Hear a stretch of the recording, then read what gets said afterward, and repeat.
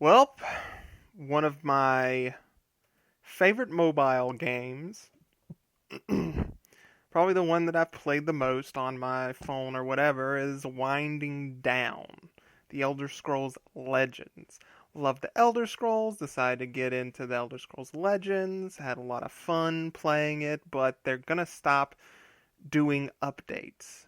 They're going to stop making new sets. I think they'll still make monthly cards for however many months, and they'll probably stop doing that as well. So, looks like the game's just kind of winding down and will slowly die, and maybe, I don't know, maybe they'll have um, some other thing that they'll do to try to revitalize it. I don't know. I really don't 100% know what the in-game plan is, but it looks like, from where I'm sitting, it looks like this game's coming to an end, and that's just how it is.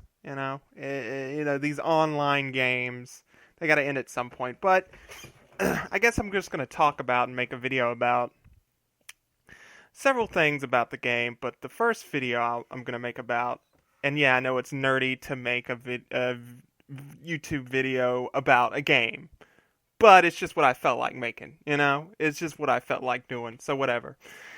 So the first thing I'd like to talk about is what I liked about the game, And it's just that it's kind of like, it's a card game, it's a collectible card game with digital cards, like Hearthstone, and it's kind of like a one third Magic the Gathering, because it's got the color wheels and the different colored cards, and each color plays differently, and that's very interesting. And it's clearly got some inspiration coming from that.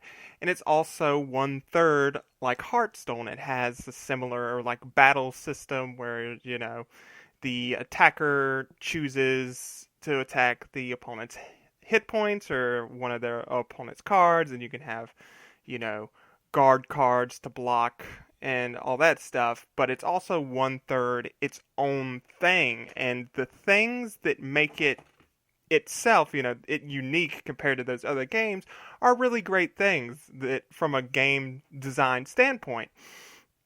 The main things are the runes, the prophecies, which go with the rune mechanic, the prophecy mechanic, where every time you take so much damage, a rune breaks. When a rune breaks, you draw a card. If the card is a prophecy, has the prophecy keyword, you play it on your opponent's turn for free. Great mechanic because it allows for big comebacks. That's great. The other thing that sets it apart is the lane system. And if you play a card on the left lane, you play it regular. If you play it on the right lane, it gets cover for a turn. And that also is to facilitate the same thing. Comebacks, to allow it to be harder for one player to just dominate the entire field. There's a different strategy with playing it on the left lane, the right lane, because of the whole cover mechanic. It makes it a little different. And it's just all great that they're facilitating comebacks in a card game because it just simply makes the game more exciting. Like, big comebacks are great. They make the game more exciting. Yeah, it doesn't feel good maybe to be on the other end of one all the time, but the truth is that it actually is all right to be on the other end of it, or at least to like think about it. It gets you thinking about it and what you need to do and what strategies. And people have come up with strategies regarding the runes and the prophecies, and also using the prophecies. You could build a prophecy deck, put a bunch of prophecy cards in there. And it's just really, really fun. It's a really exciting thing. And I saw a video, and this is one of the reasons I decided to make this video. I kind of ever since the last update came out and they said they were going to stop doing updates, I kind of wanted to make it, but this is what really made me want to come out with this video, was that some guy on YouTube, I was just clicking around videos, and he was talking about the prophecy system, and he doesn't like it. And I saw that he, if I could find out who it is, I'll maybe link this as a reply since I'm talking about his video.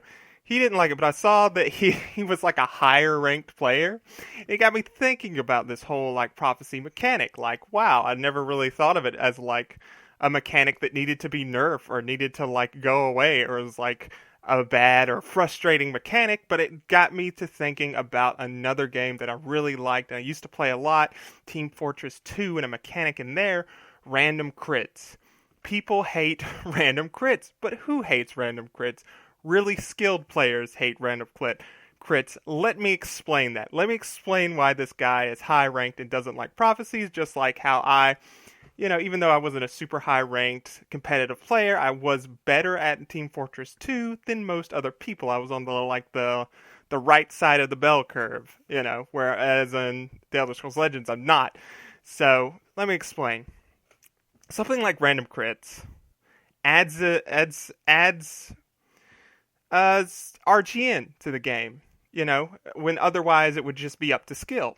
So if there's no random crits, then whoever wins like a confrontation is just going to be who is the better player, who played the best. But when a random crit comes into play, that can change things. Now, if I'm a better player than you and I get a random crit, even though it helped me beat you, I didn't need it to beat you. It didn't really help me beat you. So I'm not walking away like, oh man, I'm glad I got that random crit. I'm just thinking, oh well, it was nice to get it, but it really didn't matter to me. But if you're on the other end of that situation and you're the lesser skilled player and you get a random crit and that random crit lets you win the confrontation, then it was a situation where you wouldn't have otherwise won. And that could be frustrating to the person on the other end of that random crit. They're like, he only won because he got the random crit. He only beat me because he got the random crit, and it hurts my pride. It hurts my pride, or whatever they're thinking. But, I guess maybe some people who are like high level players, maybe they feel the same way about prophecies. Maybe they feel like, they're being robbed of a victory when somebody gets lucky with a random crit. I mean, not a random crit, with a prophecy, with a lucky draw from a broken rune, and they draw a prophecy, and it's just what they needed. It was that lightning bolt to finish that off that control player. It was, a guard to block that,